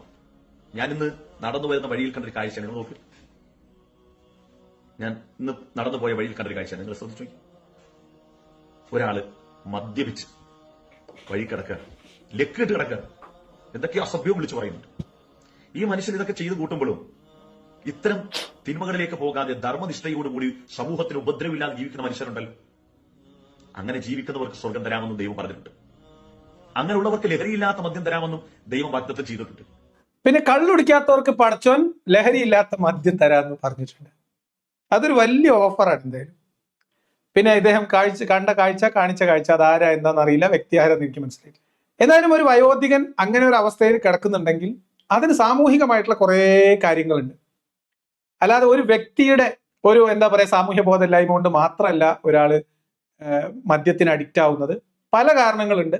അങ്ങനെ അഡിക്ഷൻ ഉണ്ടാവുന്ന ആളുകൾക്ക് അതിൽ നിന്ന് പുറത്തു കിടക്കാനുള്ള സംവിധാനങ്ങൾ ഒരുക്കേണ്ടവർക്ക് ബാധ്യതയുണ്ട്. ഭരണകൂടത്തിനും സമൂഹത്തിനും ഒരുപാട് ഉത്തരവാദിത്തങ്ങൾ അത്തരം കാര്യങ്ങളിലുണ്ട്. അതിലേക്ക് ഞാൻ വരാം. കാരണം സമൂഹം അല്ലെങ്കിൽ ഗവൺമെന്റ് ഉത്തരവാദിത്തം ഏറ്റെടുക്കും എന്ന് പറയുന്നതിനെ പരിഹസിക്കുന്ന ഒരു ഭാഗമുണ്ട്. അവിടെ ഞാൻ അതിനും കൂടി മറുപടി പറയാം.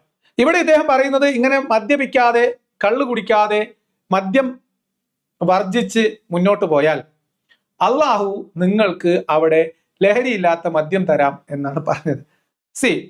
ഇപ്പം എന്താണ് ഈ ലഹരിയില്ലാത്ത മദ്യം? എനിക്ക് മനസ്സിലായില്ല. എന്തുകൊണ്ടാണ് നമ്മൾ ഒരു പാനീയത്തെ മദ്യം എന്ന് വിളിക്കുന്നത്? അതിന് ലഹരി ഉള്ളതുകൊണ്ടാണ്. ലഹരി ഇല്ലെങ്കിൽ അത് മദ്യമല്ല, അത് ജ്യൂസ് ആയിരിക്കാം, അല്ലെ? മുന്തിരി ജ്യൂസാണ്. അത് വൈനാവണമെങ്കിൽ പോലും അതിന് അതിൻ്റെതായ രീതിയിലുള്ള ഒരു ഫെർമെന്റേഷൻ ഒക്കെ നടന്ന് ഒരു ലഹരിയുടെ അളവിലേക്ക് അത് പോകണം. അപ്പോഴാണ് അത് വൈനാവുന്നത്. അതുവരെ അത് മുന്തിരി ജ്യൂസ് മാത്രമാണ്. അപ്പം ഈ പുഴയിലൂടെ മദ്യം ഒഴുക്കി തരാം എന്ന് പറഞ്ഞ പടച്ചോൻ ലഹരിയില്ലാത്ത മദ്യമാണ് കൊടുക്കുന്നത് എന്നാണ് പറയുന്നത് ഇദ്ദേഹം. അതൊരു തമാശയാണ്. ലഹരിയില്ലാത്ത പാനീയം എന്ന് പറഞ്ഞാൽ മനസ്സിലാവും. ലഹരിയില്ലാത്ത മദ്യം എന്ന് പറയുമ്പോൾ അവിടെ എന്തോ ഒരു പ്രശ്നമുണ്ട്. മാത്രമല്ല, ഇത് ശരിയാണെങ്കിൽ ഇപ്പൊ ലഹരിയില്ലാത്ത മദ്യം തരാം എന്നാണ് പറയുന്നെങ്കിൽ അള്ള മനുഷ്യനെ പറ്റിക്കുകയാണ്. ഇവിടുത്തെ കാട്ടറായി അടിക്കാതെ കാത്തിരുന്ന് അവിടെ ചെല്ലുമ്പോൾ തലക്ക് പരിക്കാത്ത മദ്യമാണ് കൊടുക്കുന്നതെങ്കിൽ പിന്നെന്താ മദ്യം എന്നൊരു മദ്യപാനി ചിന്തിച്ചാൽ എന്താ പോയി അതിന് മറുപടി പറയാ സുഹരിയെ? അതൊരു പോയിന്റ്. രണ്ടാമത്തെ ഒരു പോയിന്റ് അത് ഞാൻ അടുത്തതിൽ പറയാം. ഒരു കാര്യം നിങ്ങൾ ശ്രദ്ധിക്കാം, മദ്യം ഒഴിവാക്കിയവർക്ക് ലഹരിയില്ലാത്ത മദ്യമാണ് പടച്ചോൻ ഓഫർ ചെയ്യുന്നത്. അടുത്ത ഒരു ഓഫറിൽ ഇതേപോലെ എന്തില്ലാത്ത എന്തായിരിക്കും കൊടുക്കാം എന്നൊരു സംശയം ഇരിക്കുന്നുണ്ട്. അത് നമുക്കൊന്ന് കേൾക്കാം. നിങ്ങൾ വ്യഭിചരിക്കരുതേ. ആ വ്യഭിചാരം കൊണ്ട് വലിയൊരു കുടുംബം തകർന്നു പോകും എന്ന് മാത്രമല്ല, നിങ്ങളുടെ സമാധാനവും സന്തോഷവും ഒക്കെ അതിനൊക്കെ അത് വികാരം ഉണ്ടാകും. അതുകൊണ്ട് നിങ്ങൾ വ്യഭിചാരത്തോട് അടുത്തുപോലും പോകരുത്. വ്യഭിചാരത്തിലേക്ക് കൂട്ടുന്ന കാര്യങ്ങളൊന്നും ചെയ്യരുത്. എന്നാൽ നിങ്ങൾ ചെയ്തു സ്വർഗമാണ്. സ്വർഗത്തിൽ എന്താണെന്ന് പറയും, അപ്പോഴല്ലേ അതാണ് പൂർത്തിയാവുള്ളൂ. മദ്യം ഒഴിവാക്കുന്നവർക്ക് ലഹരിയില്ലാത്ത മദ്യം സ്വർഗത്തിൽ തരും. നിങ്ങൾ വ്യഭിചാരത്തിലേക്ക് അടുക്കരുത്, വ്യഭിചാരം ചെയ്യരുത്. എന്താ ഇസ്ലാമിന്റെ വ്യഭിചാരം നമുക്ക് പറയാം. അതിലേക്ക് അടുത്തു പോകരുത്, ആ ഭാഗത്തു കൂടി നിങ്ങൾ പോകുകയെ പോലും ചെയ്യരുത്. പകരം ഞാൻ നിങ്ങൾക്ക് ഒന്നുമില്ലാത്ത സുഷിരങ്ങളില്ലാത്ത ഹൂറിയെ തരാം എന്നാണോ? ആയിരിക്കോ?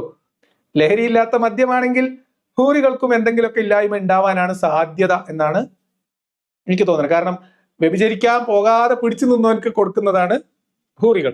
മദ്യപിക്കാതെ പിടിച്ചു നിന്നവർക്ക്, ക്ഷമ കാണിച്ചവർക്ക് കൊടുക്കുന്ന മദ്യത്തിന് വീര്യമില്ലെങ്കിൽ സുന്ദരികളായ ഹൂറികളെ കൊടുക്കുമ്പോൾ അവിടെയും എന്തെങ്കിലും ഒരു ഭൂമിയിലുള്ള തിന്മ ഒഴിവാക്കാൻ വേണ്ടി അവിടെ എന്തെങ്കിലും ഒരു കുറവുണ്ടെങ്കിലോ എന്നാണ് ചില മുത്തല്ലിമീങ്ങളായ കുട്ടികളുടെ സംശയം. എനിവേ അത് പോട്ടെ, എന്തെങ്കിലുമൊക്കെ ആവട്ടെ. അപ്പൊ നോക്കൂ, നിങ്ങൾ സദാചാരവാദിയാകുന്നത്, നിങ്ങൾ സ്ത്രീകളെ മോശമായ ദൃഷ്ടിയോടെ നോക്കാത്തത്, അല്ലെങ്കിൽ നോക്കിയാൽ തന്നെ തോന്നിയാൽ പോലും അസ്തഗ്ഫിറുല്ലാഹ് എന്ന് പറഞ്ഞ് മാറി നടക്കുന്നത്, നിങ്ങൾ മനുഷ്യൻ ഒരു വ്യക്തി എന്ന രീതിയിൽ ഒരു സ്ത്രീയെ ബഹുമാനിക്കേണ്ടത് കൊണ്ടോ, ആ സ്ത്രീയെ ഒരു വ്യക്തിയായി കാണേണ്ടത് കൊണ്ടോ, അവരുടെ അവകാശങ്ങളെ വകവെക്കേണ്ടത് കൊണ്ടോ ഒന്നുമല്ല. അല്ലാഹ് നമുക്ക് ഹൂറിനെ തരുമല്ലോ എന്നൊരു ചിന്ത കൊണ്ട് മാത്രം. എന്തുകൊണ്ട് മാത്രമാണ്? ഒരു സ്ത്രീയെ മോശമായി നോക്കാതിരിക്കേണ്ടത് നിങ്ങൾ ആ സ്ത്രീയെ റെസ്പെക്ട് ചെയ്യേണ്ടത് കൊണ്ടോ, ആ സ്ത്രീ ഒരു സ്വതന്ത്ര വ്യക്തിയാണ്, അവരുടേതായിട്ടുള്ള ഒരു വ്യക്തിത്വമുണ്ട്, അവരുടെ അവകാശങ്ങളിലേക്ക് കടന്നു കയറരുത്, അവരെ നോട്ടം കൊണ്ട് പോലും നമ്മൾ അവരെ മോശമായിട്ട് കാണരുത് എന്ന നമ്മളുടെ ധാർമ്മിക ചിന്ത കൊണ്ടല്ല. പകരം നോക്കാതിരുന്നാൽ നമുക്ക് അല്ലാഹ് ഹൂറിനെ തരുമല്ലോ എന്ന പൂതി കൊണ്ടാണ് എന്നാണ്. ഈ വ്യക്തിക്ക് എങ്ങനെയാണ് ഒരു ക്വാളിറ്റി ഉണ്ടാവുക? അത്യാഗ്രഹം മൂത്ത് നടക്കുന്ന ആൾക്കാർക്ക് എങ്ങനെയാണ് ഒരു ധാർമ്മികമായിട്ടുള്ള ഒരു ക്വാളിറ്റി ഉണ്ടാവുക? ഒരു സോഷ്യൽ മൊറാലിറ്റി എങ്ങനെയാണ് ഇവർക്ക് ആർജിക്കാൻ പറ്റുക? ആലോചിച്ചിട്ടുണ്ടോ എപ്പോഴെങ്കിലും? സ്വർഗം കിട്ടാൻ വേണ്ടി ഉമ്മാനെ നോക്കുന്നവൻ, സ്വർഗത്ത് പോയി കള്ളുടിക്കാൻ വേണ്ടിയിട്ട് കള്ളുടിക്കാതെ നടക്കുന്നവൻ, ഹൂറികളെ കിട്ടാൻ വേണ്ടി വ്യഭിചാരത്തിന് പോകാത്തവൻ, സ്ത്രീകളെ വെറുതെ വിടുന്നവൻ, ഖുർആനി പറഞ്ഞുകൊണ്ട് ഉമ്മാനി പങ്ങളെ വെറുതെ വിടുന്നവൻ. ഇത് എന്ത് തരം മാനസികാവസ്ഥയായിരിക്കും? നിങ്ങൾ ആലോചിച്ച് നോക്കൂ. ഇങ്ങനെ കുട്ടികളെ പഠിപ്പിച്ചാൽ ഏത് തരം മാനസികാവസ്ഥയിലാണ് ഈ കുട്ടികൾ വളർന്നു വരിക? ഈ കുട്ടികൾ ഉൾപ്പെടുന്ന ഒരു സമൂഹത്തിന്റെ മാനസികാരോഗ്യ നില എന്തായിരിക്കും എന്ന് ആലോചിച്ചാൽ. ഇനി അദ്ദേഹം അതൊന്ന് വിശദീകരിക്കട്ടെ. പിന്നെ വ്യഭിചാരം എന്നൊക്കെ കരത്തിൽ പറയല്ലേ എന്റെ പൊന്നാര സുഹരിയെ. ഇസ്ലാമിന് വ്യഭിചാരം ഇപ്പൊ പറയണില്ല. ഞാൻ ഭയങ്കരമായിട്ട് കടത്തി പറഞ്ഞപ്പോൾ നിങ്ങൾ തീരെ ഇങ്ങോട്ട് വരൂല. അവിടെ നിങ്ങൾ വരി, നമുക്ക് സംസാരിക്കാം. ഇസ്ലാമിക നിയമം അനുസരിച്ച് പലതരം വ്യഭിചാരം അല്ല, റേപ്പ് വരെ അനുവദനീയമായ മതമാണ് ഇസ്ലാം. നമ്മളെ ഇന്നത്തെ ഇന്റർപ്രിട്ടേഷൻ അനുസരിച്ചിട്ട് ആധുനിക ലോകത്ത് മനുഷ്യർ റേപ്പ് എന്ന് പരിഗണിക്കാവുന്ന മാനദണ്ഡങ്ങൾ വെച്ച് നോക്കിയാൽ പലതരത്തിലുള്ള റേപ്പും അനുവദനീയമാണ് ഇസ്ലാമിൽ. അറിഞ്ഞുകൊണ്ട് തന്നെ പറയണം കേട്ടോ, മനഃപൂർവ്വം പറയുന്നതാണ്, അറിഞ്ഞു പറയുന്നതാണ്. വെല്ലുവിളി ഉണ്ടെങ്കിൽ ഏറ്റെടുത്ത് വന്നോളി. ഇനി വെല്ലുവിളിയൊക്കെ ഉണ്ടെങ്കിൽ വന്നോളി. കാരണം നമ്മൾ ഇന്ന് മനുഷ്യരുടെ മൊറാലിറ്റീനെ അളക്കുന്നത് ഇന്നത്തെ അളവ് പോലും വെച്ചിട്ടാണ്. മനുഷ്യർ ഉണ്ടാക്കിയെടുത്ത ധാർമ്മിക മൂല്യങ്ങളുടെ അടിസ്ഥാനത്തിലാണ്. ആ ധാർമ്മിക മൂല്യങ്ങൾ വെച്ച് നോക്കുമ്പോൾ പല തരത്തിലുള്ള റേപ്പും ഇസ്ലാമിൽ അനുവദനീയമാണ്. ഇതൊക്കെ സുഹരിക്ക് പ്രത്യേക ആരെങ്കിലും ക്ലിപ്പ് ചെയ്ത് അയച്ചു കൊടുത്തോളി. സുഹരിക്ക് ഹാലുകൾ വരട്ടെ. അപ്പൊ നമുക്ക് ബാക്കി വിശദാംശങ്ങളും ചർച്ചയൊക്കെ അപ്പൊ നമുക്ക് അവിടെ ചെയ്യാം.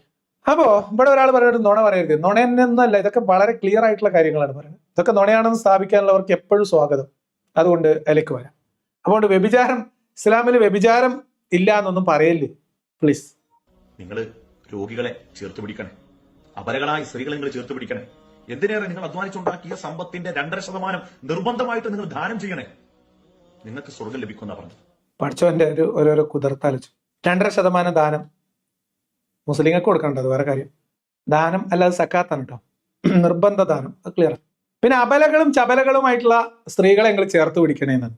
ഞാൻ ഇപ്പൊ ഒന്നും പറയുന്നില്ല, കടത്തി പറയുന്നില്ല. മുഹമ്മദ് നബി ചേർത്ത് പിടിക്കുകയും സംരക്ഷിക്കുകയും ചെയ്ത ഒരുപാട് സ്ത്രീകളുടെ കഥകൾ ഹദീസിലും സീറയിലൊക്കെ ഉണ്ട്. അത് നമ്മളിപ്പോ പറഞ്ഞ് വെറുതെ നമ്മള് അൻസാരിയുടെ മനസ്സ് വിഷമിപ്പിക്കില്ല. അതൊക്കെ നമുക്ക് ആവശ്യമുണ്ടെങ്കിൽ അപ്പൊ അടുത്ത ഘട്ടത്തിൽ പറയാം. ഓക്കെ, മുഹമ്മദ് നബിക്ക് എന്തെങ്കിലും കാട്ടിക്കൂട്ടി മരിച്ചു പോയാൽ മതി. ബാക്കിയുള്ളവർ ഇത് കിതാബ് വെച്ച് പറയുമ്പോഴേ നമുക്കും ചില പ്രശ്നങ്ങളുണ്ട്. പക്ഷെ ഇവിടെ അൻസാരി സുഹരി വിട്ടുപോയൊരു കാര്യമുണ്ട്.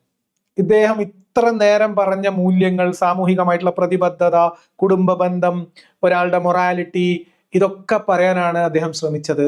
പക്ഷെ ഇദ്ദേഹം പറഞ്ഞു പോയൊരു കാര്യമുണ്ട്. ഇതൊക്കെ ചെയ്താൽ സ്വർഗത്തിൽ പോകാന്നാണ് അള്ളാഹ് പറഞ്ഞത്. അല്ല, ഇതൊന്നും നിങ്ങളുടെ സ്വർഗപ്രവേശം സാധ്യമാക്കുന്ന ഒരു കാര്യമേ അല്ല. ഇതൊന്നും അല്ല നിങ്ങളുടെ പ്രശ്നം. ഇതൊന്നും ചെയ്യാത്ത ഒരാൾക്കും സ്വർഗത്തിൽ പ്രവേശിക്കാൻ കഴിയും. അൻസാരി സുഹരി പറഞ്ഞതൊക്കെ ഇപ്പൊ വ്യഭിചരിച്ചു, കള്ളു കുടിച്ചു, ഉമ്മാനെ നോക്കിയില്ല, പാപ്പാനെ നോക്കിയില്ല, ഇതൊക്കെ ചെയ്താലും, അനാഥനെ സംരക്ഷിച്ചില്ല, ഒക്കെ ചെയ്താലും ഒരുപക്ഷെ അള്ളാഹുവിന്റെ സ്വർഗത്തിൽ കയറാൻ പറ്റും ഇസ്ലാമില്. ഇനി ഒരു മനുഷ്യൻ ഇതൊക്കെ ചെയ്തു, ഒരാളോടും ഒരു ഉപദ്രവം ചെയ്തില്ല, എല്ലാവരെയും കണ്ണി കണ്ട പോലെ ഈ 2.5% കണക്കൊന്നും വെച്ചില്ല, കിട്ടുന്ന സമ്പാദ്യത്തിന്റെ 50%, 60% നാട്ടുകാർക്ക് വേണ്ടി, ദുരിതം അനുഭവിക്കുന്നവർക്ക്, പ്രയാസപ്പെടുന്നവർക്ക് വേണ്ടി കൊടുത്തു, ഒരു സ്ത്രീകളോട് മോശമായിട്ട് പെരുമാറിയില്ല, ഒരിക്കൽ പോലും ബാറിൽ കയറി കള്ളു കുടിച്ചില്ല, അങ്ങനെ ജീവിച്ച ഒരു മനുഷ്യൻ അയാൾക്ക് സ്വർഗം കിട്ടും എന്നാണോ ഇസ്ലാമിന്റെ വാദം? അല്ലേ അല്ല. അങ്ങനെ ഒരു വാദം ഇസ്ലാമിന് ഇല്ലേ ഇല്ല. അമലുകളൊക്കെ പരിഗണിക്കുന്നത് പിന്നെയാണ് പൊന്നാര സൂര്യൻ. നിങ്ങൾ അക്കീദ പറയാതെ അമലിയാത്ത് പറഞ്ഞത്, അക്കായിദ പറയാതെ അമലിയാത്ത് മാത്രം പറഞ്ഞ എങ്ങനെ? നിങ്ങൾ ആദ്യം ഈമാൻ കാര്യം പറയും, എന്നിട്ടല്ലേ ഇസ്ലാം കാര്യം. അപ്പൊ ഇതെന്തുകൊണ്ടാ പറയാത്തത്? ഇത് നമ്മളെ മുജാഹിദ് വാൽശ്ശേരി പറഞ്ഞിട്ടുണ്ട്.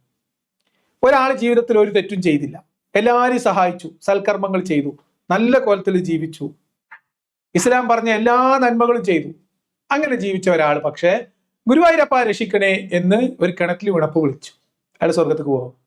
മനുഷ്യൻ സാമൂഹികമായി എത്ര നന്മയുള്ളവനാണെങ്കിലും, എത്ര ധാർമ്മികതയുള്ളവനാണെങ്കിലും, എന്തൊക്കെ നന്മ ചെയ്താലും അള്ളാഹിന്റെ സ്വർഗത്തിന്റെ മണം പോലും കിട്ടൂല.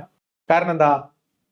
അള്ളാഹുവിന്റെ അടുത്ത് ഇപ്പൊ ഈ സുഹരി പറഞ്ഞ ഈ സാധനങ്ങളൊക്കെ അതൊന്നും അത്ര വലിയ സംഭവമല്ല. വലിയ സംഭവം ഷിർക്ക്. ഷിർക്ക് ഒഴിവാക്കുകയും തൗഹീദിലാവുകയും ചെയ്തുകൊണ്ട് സുഹരി പറഞ്ഞ കാര്യങ്ങൾ ചെയ്താൽ സ്വർഗം തരാം എന്നേ അള്ളാഹ് പറഞ്ഞു. അവിടെ തൗഹീദും ഷിർക്കും മാറ്റി വെച്ചിട്ട് സുഹരി ഇസ്ലാമിന്റെ സ്വർഗത്തെ പുട്ടിയടിക്കുകയാണ്. അപ്പൊ കേൾക്കുന്ന രാജേട്ടനും ജോസഫ് ഏട്ടനൊക്കെ തോന്നും, ആഹാ, നന്മ ചെയ്താൽ സ്വർഗത്ത് കിടക്കാം എന്നാണോ ഇസ്ലാം പറയുന്നത്? അത് നല്ല ഇസ്ലാം ആണല്ലോ എന്ന് തോന്നും. അങ്ങനെ തോന്നിക്കാൻ വേണ്ടിയിട്ടാണ്, ഞങ്ങളെ ഇസ്ലാം മുന്തിയ ഇസ്ലാമാണ് എന്ന് തോന്നിക്കാൻ വേണ്ടിയിട്ട് അൻസാരി സുഹരി പതുക്കെ ആ അക്കീദ അങ്ങോട്ട് പറിച്ചെടുത്തിട്ട് പോക്കറ്റ് കണ്ടു. എന്നിട്ട് ബാക്കി പറഞ്ഞു, ഉമ്മാനെ നോക്ക്, പെങ്ങളെ നോക്ക്, അനാഥനെ നോക്ക്, വിചരിക്കരുതേ, കള്ളുടിക്കരുതേ. അതുകൊണ്ടായോ? ഭൂമിയില് മനുഷ്യൻ സൽക്കർമ്മം പ്രവർത്തിക്കുകയും ധർമ്മനിഷ്ഠയിൽ ജീവിക്കുകയും ധാർമ്മികമായ ജീവിതം നയിക്കുകയും മനുഷ്യരോട് എല്ലാ അർത്ഥത്തിലും സ്നേഹവും സഹാനുഭൂതിയും വെച്ചു പുലർത്തുകയും ചെയ്തുകൊണ്ട് ഒരു മനുഷ്യൻ ഈ ഭൂമിയിൽ ജീവിച്ചത് കൊണ്ട് ദൈവം അവന് പ്രതിഫലം നൽകും, അല്ലെങ്കിൽ സ്വർഗം നൽകും എന്ന് ഇസ്ലാം പറഞ്ഞിട്ടേയില്ല. അള്ളാഹ്ക്ക് ആകെ പ്രശ്നം അള്ളാഹിനോട് മാത്രം പ്രാർത്ഥിക്കണം, നിങ്ങൾ വേറെ ആൾക്കാരൊന്നും വിളിക്കരുത് എന്നുള്ളത്. അത് ചെയ്യാത്തവൻ എന്ത് ചെയ്തിട്ടും കാര്യമില്ല എന്ന് കൃത്യമായി പറഞ്ഞിട്ടുണ്ട്. അതാണ് പണ്ട് സംവാദത്തിലെടുത്ത ഖുർആൻ വചനത്തിന്റെ ഉപമ, അവിശ്വാസികളുടെ സൽക്കർമ്മങ്ങളുടെ ഉപമ, പ്രവർത്തനങ്ങളുടെ ഉപമ മരുഭൂമിയിലെ മരീചിക പോലെയാണ്. ഒരു മനുഷ്യൻ ഒരു തെറ്റും ചെയ്തില്ല, എല്ലാം മനുഷ്യരെ സഹായിച്ചു, അവനൊരു സമ്പത്ത് മുഴുവൻ നാട്ടുകാർക്കും മനുഷ്യന്മാർക്കും പാവപ്പെട്ടവർക്കും വേണ്ടി ചെലവഴിച്ചു, അസുഖം വന്നവരെ അനാഥരെയും സംരക്ഷിച്ചു, സ്നേഹിച്ചു, അവരെ സഹായിച്ചു, അങ്ങനെ ജീവിച്ചു, സാത്വികനായി ജീവിച്ച് മരിച്ചുപോയി ഒരാൾ. അയാളുടെ സൽക്കർമ്മത്തിന്റെ ഒരു പ്രതിഫലം അയാൾക്ക് കിട്ടൂല. കാരണം അയാള് അള്ളാഹുവിൽ വിശ്വസിച്ചിട്ടില്ല എന്നാണ് കാരണം. ഈ നുണ, ഈ കള്ളസാക്ഷ്യം പറയാത്തവൻ എന്ത് ചെയ്തിട്ടും കാര്യമില്ല എന്നാണ് ഇസ്ലാമിന്റെ സ്വർഗത്തിന്റെ നിബന്ധന. അത് സുഹരി മറച്ചു വെച്ചു. അതാണ് അതിലെ പ്രശ്നം. എന്നിട്ട് അപ്പൊ സ്വർഗത്തിന്റെ അനുഭൂതികളെ കുറിച്ച് പറയുന്നതിന് മുമ്പ് ഈ അനുഭൂതി ലഭിക്കുന്നവനെ കുറിച്ച് കൂടി പറഞ്ഞെങ്കിലല്ലേ ആളുകൾക്കൊക്കെ ഇത് ബോധ്യമാകും. ഇത് മറച്ചു വെച്ചിട്ട് ഒരു കാര്യം മാത്രം പറയുന്നതിന്റെ പിന്നിൽ നമുക്ക് അത്തരം ഒരു സമൂഹത്തെ പരിഹസിക്കുക എന്ന ലക്ഷ്യമുണ്ട്. അപ്പം സലീം കുമാറിന് ഒരു ലക്ഷ്യം സ്വർഗത്തേക്ക് പോണേ ഇന്നൊക്കെ ചെയ്യണം എന്ന കാര്യം മറച്ചു വെച്ച് സലീം കുമാർ പറഞ്ഞത് ഇസ്ലാമിനെ പരിഹസിക്കാൻ, മുസ്ലിങ്ങളെ പരിഹസിക്കാനാണ് എന്നാണ് പിന്നെ ഇദ്ദേഹം പറയുന്നതെങ്കിൽ സ്വർഗപ്രവേശനത്തിന്റെ ഏറ്റവും പ്രധാനപ്പെട്ട നിബന്ധനയായ മറ്റെല്ലാത്തിനും മുകളിലുള്ള നിബന്ധനയായിട്ടുള്ള തൗഹീദ് അഖീദ അത് പറയാതെ ഇതൊക്കെ ചെയ്ത സ്വർഗത്തിക്ക് പോകും എന്ന് പറഞ്ഞ സുഹരിയുടെ ഉദ്ദേശം എന്താ? ഇസ്ലാമിനെ നാട്ടുകാരുടെ ഇടയിൽ പറയാൻ പറ്റുന്ന കോലത്തിൽ ആക്കി കൂട്ടണം. അതിന് നാട്ടുകാർക്ക് പ്രശ്നം ഉണ്ടാകുന്ന തരത്തിലുള്ള വിശ്വാസവും അഖീദയും തൗഹീദൊന്നും പറയാതിരിക്കണം. അപ്പൊ ആരാണ് മറച്ചു വെച്ചത്, ആരാണ് കാപട്യം കാണിക്കുന്നത്, ആരാണ് കള്ളത്തരം കാണിക്കുന്നതെന്ന് ഇത് കേൾക്കുന്ന ആൾക്കാർക്ക് മനസ്സിലാവും. ഇനിയാണ് മാസ്റ്റർ പീസ്. അതായത് ഞങ്ങളെ സ്വർഗത്തിൽ ഇങ്ങനെയൊക്കെ ഉണ്ട്, ഞങ്ങളെ സ്വർഗത്തിൽ പോകണം ഇങ്ങനെയൊക്കെ പറയുന്നുണ്ട്, സ്വർഗമൊന്നുമില്ല എന്ന് പറഞ്ഞു നടക്കണമല്ലോ, ഓലൊക്കെ അമ്മയും പെങ്ങളുമായിട്ട് അല്ലേ എന്നാണ് സുഹരി ചോദിക്കുന്നത്. സുഹരി ഇപ്പോൾ ഉള്ള ഈ പരുവത്തിലേക്ക് ആകുന്നതിന് മുമ്പ് ഒരു 1.5 വർഷം മുൻപത്തെ കഥ ആയതുകൊണ്ട് സുഹരി അത് അങ്ങ് ആ ഒരു ഓളത്തിൽ അങ്ങ് പറഞ്ഞു. അതുകൂടി ഒന്ന് കേട്ടോളി. ഇനി ഇതൊന്നുമില്ല എന്ന് പറയുന്നവർ, ഈ സ്വർഗമില്ല, അതിനുവേണ്ടി ആരും ധർമ്മം ചെയ്യേണ്ട എന്ന് പറയുന്നവർ, ഇവർ ഓരോരുത്തരെയും അവർ മുന്നോട്ട് വെക്കുന്ന പ്രത്യയശാസ്ത്രം എന്താണെന്ന് നിങ്ങളത് സമഗ്രമായി പഠിച്ചു. ഈ സ്വർഗത്തെക്കുറിച്ചും ഇസ്ലാമിനെ കുറിച്ചും ആക്ഷേപിക്കുന്ന മനുഷ്യർ ഇവിടെ ഉണ്ടാക്കി തീർത്ത പുതിയ ബദൽ സംവിധാനം എന്തൊക്കെയാണ്, പുതിയ ആശയങ്ങൾ എന്തൊക്കെയാണ്? പുതിയ ആശയം എന്ന് പറഞ്ഞാൽ അതായത് ഇസ്ലാമിന്റെ സ്വർഗമൊന്നും അംഗീകരിക്കാത്ത ആൾക്കാരുടെ ബദൽ ആശയം എന്താണത്? അത് അമ്മയായിട്ടും പെങ്ങളായിട്ടൊക്കെ ഭോഗിക്കാം എന്നുള്ളതാണ് പ്രധാന ആശയം. അതാണെന്നാണ് സുഹരി പറയുന്നത്. വലിയവരാ ചെറിയവരാ ഇത് മാത്രമല്ല ഇത് എന്തുകൊണ്ട് ഇത് ഈ ആക്ഷേപത്തിലുള്ള മറുപടി അബ്ദുള്ള ബാസിൽ ഒരാഴ്ച മുമ്പ് നമ്മളെ 24 പറഞ്ഞിട്ടുണ്ട്. എന്നാൽ ഉസ്താദ്മാർ ഇത് പറയും. ഇസ്ലാമിലായിരിക്കണം എന്ന് വിശ്വാസികളെ ഇപ്പോൾ ഭീഷണിപ്പെടുന്ന ബ്ലാക്ക് മെയിൽ ചെയ്യുന്ന കാര്യം, നിങ്ങൾ ഇസ്ലാം ഉപേക്ഷിച്ചാൽ നിങ്ങൾ അമ്മയും പെങ്ങളൊക്കെ ഭോഗിക്കുന്നവരാണെന്ന് ഞങ്ങൾ നാട്ടുകാരോട് പറയും. ഇതാണ് ഇവരുടെ ലൈൻ.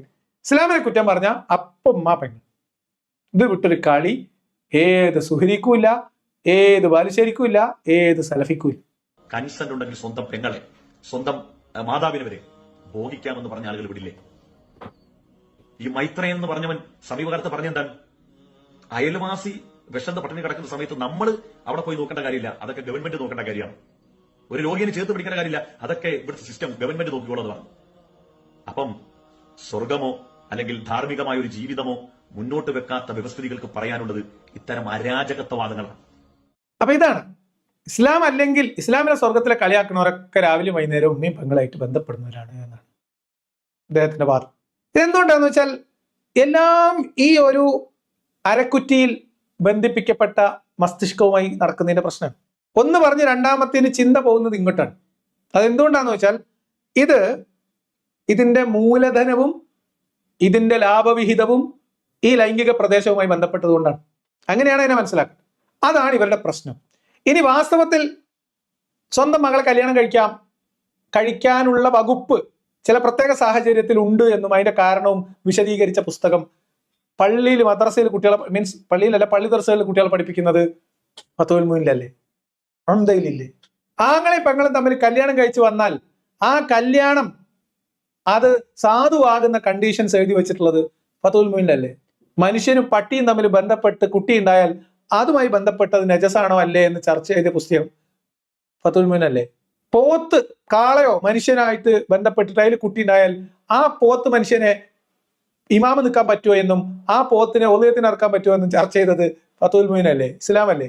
അപ്പൊ ഇത്തരം വൈകൃത ചിന്തകൾ അടിപ്പെട്ടു പോയ മനുഷ്യർ അത് പ്രമാണമായി ചർച്ച ചെയ്യുന്ന ലോകത്തെ ഏക മതം ഇസ്ലാമായിരിക്കും ഞാൻ വിചാരിക്കുന്നത് ഈ ആധുനിക കാലത്ത് കേട്ടോ. എന്നാൽ അത്തരം വികൃത ചിന്ത പേർന്ന ആരെങ്കിലും മാനസിക വൈകല്യമുള്ളവരോ വൈകൃതങ്ങളുടെ അടിപ്പെട്ടു പോയവരോ ആയിട്ടുള്ള മനോരോഗികൾ വേറെ ഉണ്ടാവാം. അവന്റെ ജാതി മതം നോക്കിയിട്ടാണോ ഇതിനൊക്കെ ചികിത്സ കൊടുക്കേണ്ട സൂര്യ? ഇസ്ലാമിന്റെ ദൈവികത നിഷേധിക്കുന്നവരുടെ ആകെ കയ്യിലുള്ള ഐഡിയോളജി അമ്മ പെങ്ങൾ ഭോഗമാണോ?